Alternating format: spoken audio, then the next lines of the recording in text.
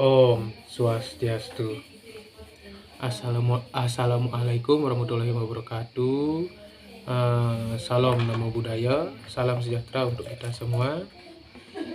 Kembali lagi bersama saya Iputu Andi Sumaryasa, mahasiswa Universitas Terbuka. Pada video kali ini saya akan melakukan praktikum atau percobaan mengenai uji makanan. Yang pertama saya akan melakukan percobaan atau praktikum uji makanan mengenai uji karbohidrat. Dengan tujuan atau praktikum ini memiliki tujuan yaitu mengidentifikasi bahan makanan yang mengandung karbohidrat.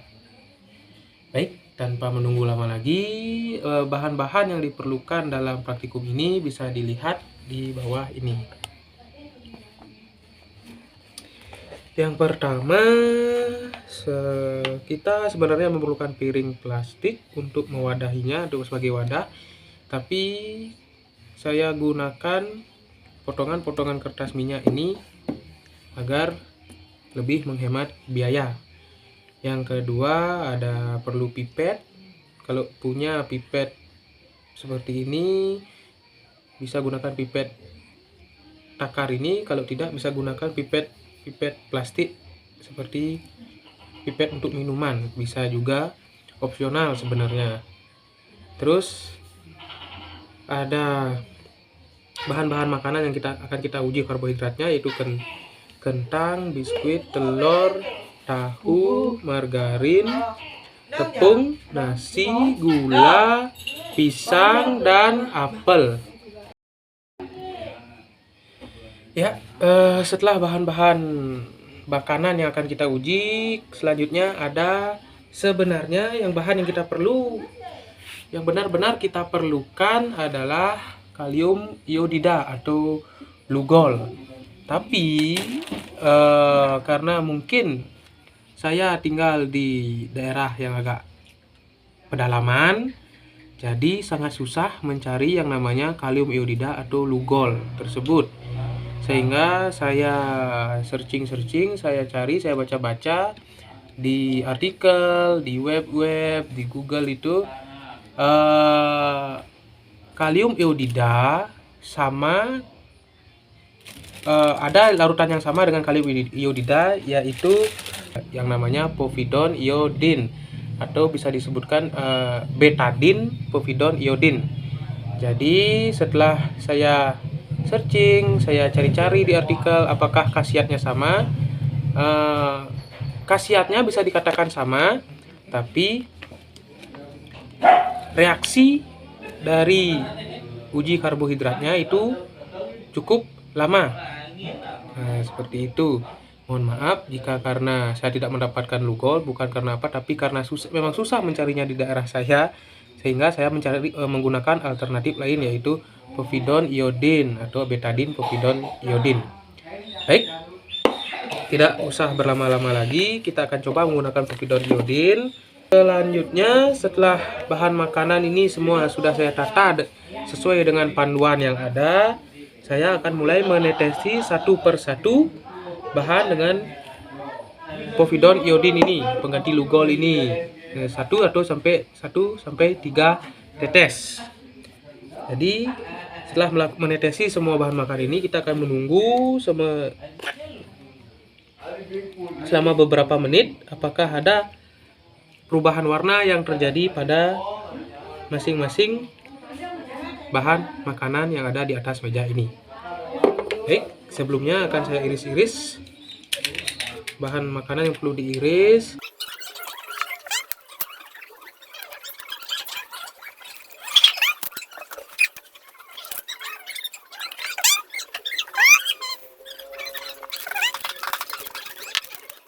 Baik, setelah semuanya siap ditetesi, akan saya mulai meneteskan 1 atau sampai 3 tetes ke setiap masing-masing bahan makanan. Sepertinya kita tidak memerlukan pipet ini, jadi bisa kita taruh saja di sini. Saya akan mulai meneteskan masing-masing 1 sampai 3 tetes ke bahan-bahan makanan.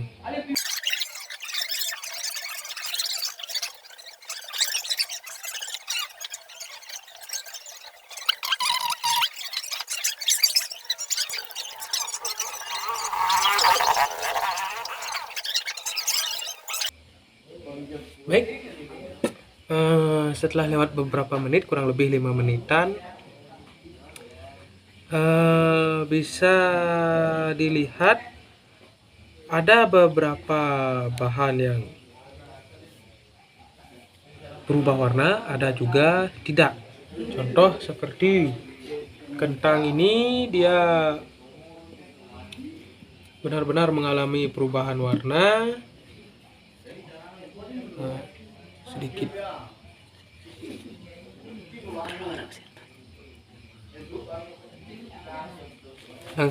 ada perubahan warna menjadi biru atau ungu kebiruan atau biru ungu, juga bisa disebut biru ungu. Berubah warna menjadi biru ungu, kemudian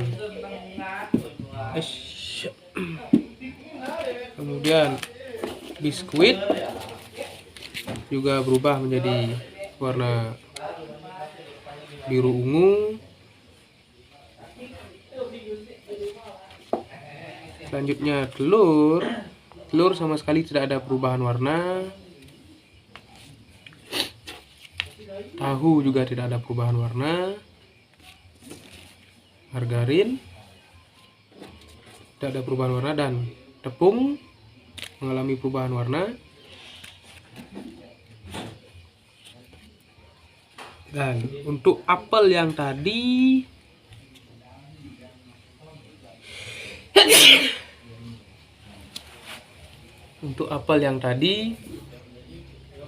ini yang tadi mungkin ya benar, gara-gara tepungnya ada sedikit tepung yang menempel pada apelnya hingga berubah warna seperti ini. Tapi pada saat irisan apel baru yang saya gunakan dan saya teteskan povidon iodin, sama sekali tidak ada perubahan warna pada apel ini. Selanjutnya pada buah pisang juga tidak ada perubahan warna, tetap merah tanpa adanya perubahan warna. Kemudian gula ada perubahan warna, walaupun tidak signifikan. Di sini terdapat perubahan warnanya, terlihat jelas terdapat perubahan warna menjadi biru ungu. Dan yang terakhir, nasi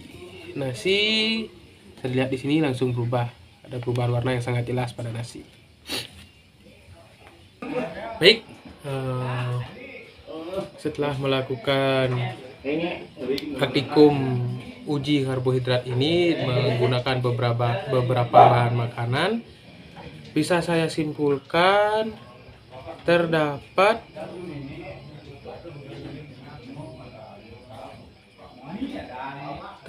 dari 10 bahan makanan ini terdapat 5 bahan makanan yang mengandung amilum atau karbohidrat kompleks, yaitu diantaranya ada kentang, biskuit, tepung, gula, dan nasi tentunya. Seperti yang kita semua sudah ketahui bahwa amilum itu merupakan zat atau yang terdapat pada bahan makanan yang menandakan bahwa makanan tersebut mengandung karbohidrat kompleks yang menjadi sumber energi bagi tubuh, dan energi tersebut bisa bertahan lama. Seperti itu. Tetapi terdapat juga di beberapa bahan makanan terdapat juga gula sederhana yang dengan tandanya adalah perubahan warna menjadi merah bata. Itu menandakan bahwa adanya zat gula sederhana. Selain itu, tidak ada perubahan warna yang signifikan. Jadi itu saja kesimpulan mengenai praktikum uji karbohidrat. Setelah tadi saya melakukan praktikum atau percobaan mengenai uji karbohidrat pada bahan makanan, selanjutnya saya akan melakukan uji lemak pada bahan makanan. Tujuannya tidak lain tidak bukan untuk mengidentifikasi bahan-bahan makanan yang mengandung lemak. Baik, tidak perlu berlama-lama lagi. Di bawah ini ada beberapa bahan makanan yang sudah saya siapkan, jadi bisa dilihat.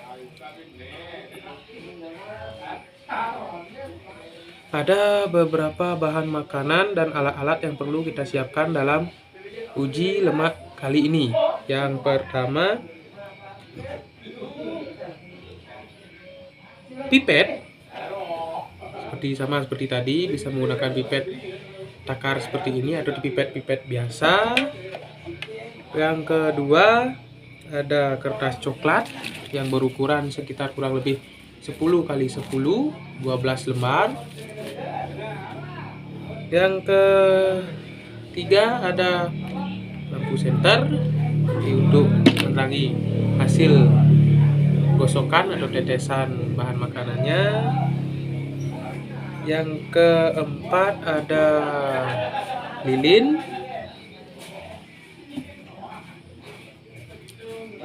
Terus bahan-bahannya kita sudah menyiapkan, atau saya sudah menyiapkan. Yang pertama ada 2 buah kemiri yang sudah dikupas. Kemudian margarin, secukupnya saja margarin. Yang ketiga, ada bahan-bahannya, ada wortel. Selanjutnya 1 tangkai seledri. Selanjutnya biji jagung, usahakan yang kering. Setelah biji jagung, siapkan singkong, 1 buah singkong, mungkin yang sudah dipotong atau yang sudah diiris kecil seperti ini, bisa juga. Kemudian kacang tanah sekitar 3-5 buah kacang tanah yang sudah dikupas kulitnya. Selanjutnya ada pepaya secukupnya, karena kita mungkin butuh cuma 1 irisan kecil saja nanti. Terus kita membutuhkan santan, minyak goreng, merek apa saja boleh. Kemudian susu dan air secukupnya. Selanjutnya ambil pipet,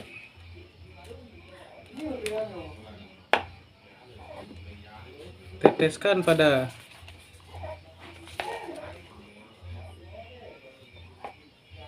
di atas salah satu kertas buram.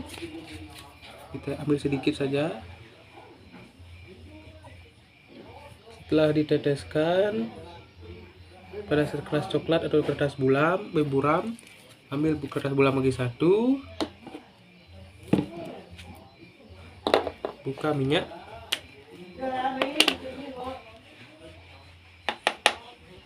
Bisa kalian teteskan lagi.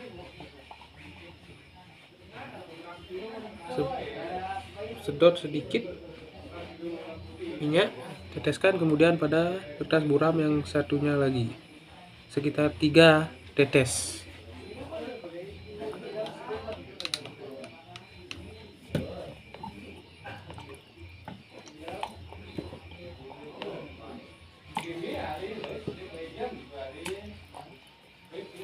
Baik. Tujuan untuk meneteskan air dan minyak ke kertas buram pertama kali ialah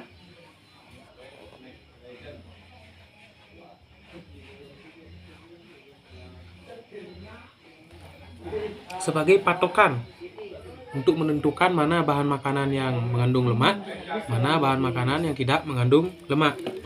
Jadi kurang lebih kita diamkan ini selama 5-10 menit. kita diamkan atau kita kesampingkan dulu.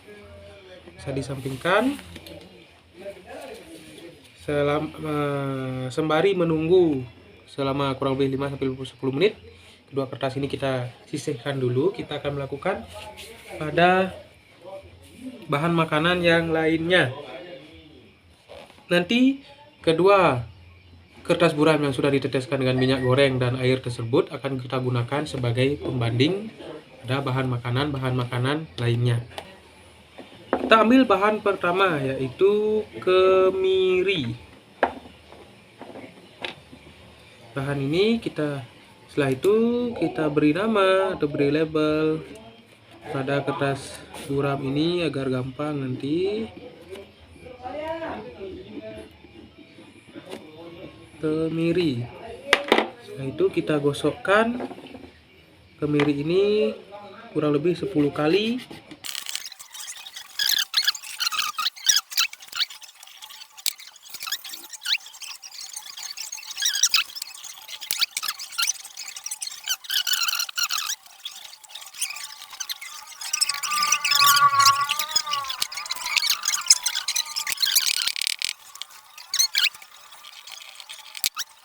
Baik, setelah semua bahan sudah digosokkan dan diteteskan pada kertas buram masing-masing, selanjutnya kita akan menunggu kurang lebih selama 10 menit. Baik, setelah menunggu selama kurang lebih 10 menit, tadi di awal kita sudah melakukan penetesan menggunakan minyak dan air pada dua kertas yang berbeda. Bisa dilihat, ini kertas yang ditetesi dengan minyak, dan ini kertas yang kita sudah tetesi atau saya sudah tetesi menggunakan air. Bisa dilihat perbedaan dari kedua kertas ini minyaknya, ini yang ditetesi dengan airnya. Kedua kertas ini akan saya gunakan sebagai pembanding dalam menentukan bahan makanan mana yang mengandung lemak dan yang mana tidak mengandung lemak dari kertas buram tersebut, dari hasil kertas buram yang sudah digesekkan tadi menggunakan bahan makanannya. Baik, sekarang kita periksa.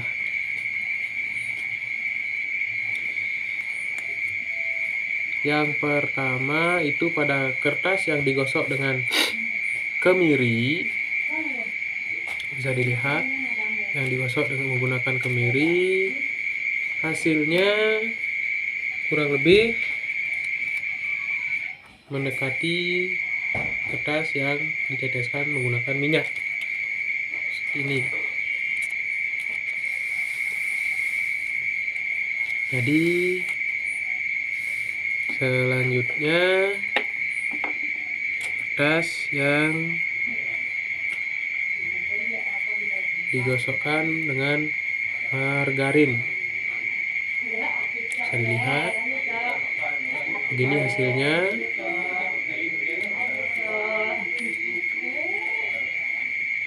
Yang ketiga menggunakan seledri. Bisa dilihat ini hasilnya menggunakan seledri. Yang keempat menggunakan wortel.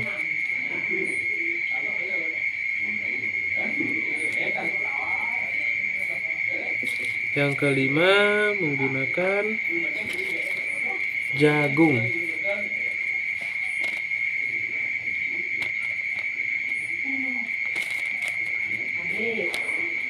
Selanjutnya yang menggunakan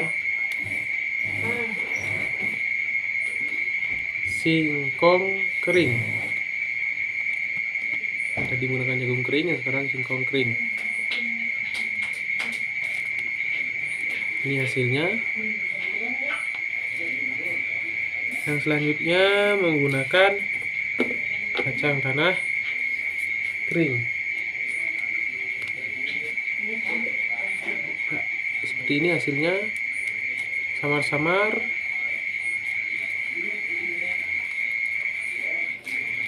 Selanjutnya menggunakan pepaya. Ini hasilnya.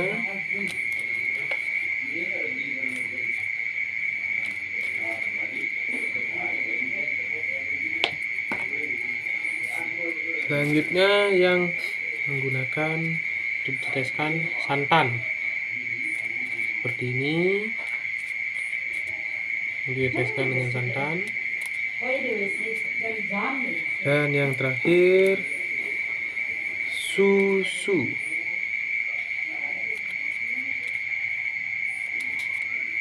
Ya. Setelah dilihat-lihat dan setelah saya amati hasil dari 10 bahan makanan yang telah digosokkan pada kertas buram, bisa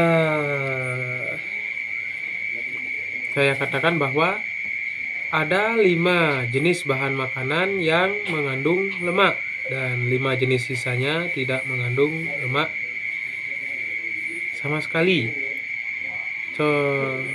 Dan bahan makanan yang mengandung lemak antara lain ada kemiri, margarin,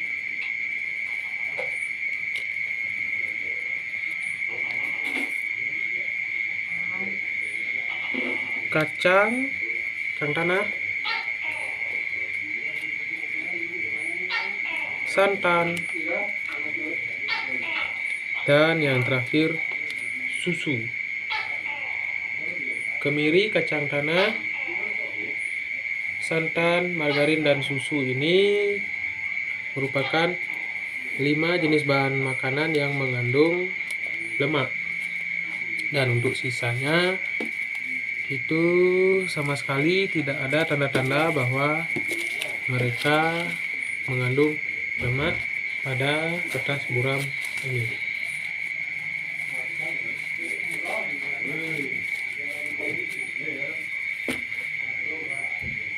Baik, setelah melakukan praktikum uji lemak ini, bisa saya simpulkan melalui percobaan uji lemak atau praktikum uji lemak menggunakan kertas buram ini merupakan cara sederhana untuk mengetahui bahan makanan mana saja yang mengandung lemak dengan cara digosokkan, dan hasil gosokan pada kertas buram ini akan terlihat transparan setelah digosokkan dan ditunggu selama kurang lebih 10 menit. Dan kesimpulannya ada beberapa bahan makanan seperti kemiri, santan, susu, kacang-kacangan, dan margarin itu merupakan bahan-bahan makanan yang mengandung lemak. Sisanya tidak transparan sama sekali. Bahkan tanpa menggunakan senter atau lilin pun, menggunakan cahaya penerangan, bisa dilihat bahwa yang mengandung lemak itu akan transparan atau setidaknya mendekati transparan seperti ini. Jadi itu saja kesimpulan yang bisa saya sampaikan. Untuk lebih lengkapnya bisa dilihat pada LKP. Jadi saya mohon undur diri. Terima kasih sudah menonton. Sampai jumpa pada video-video saya berikutnya, pada praktikum berikutnya. Selamat malam dan terima kasih.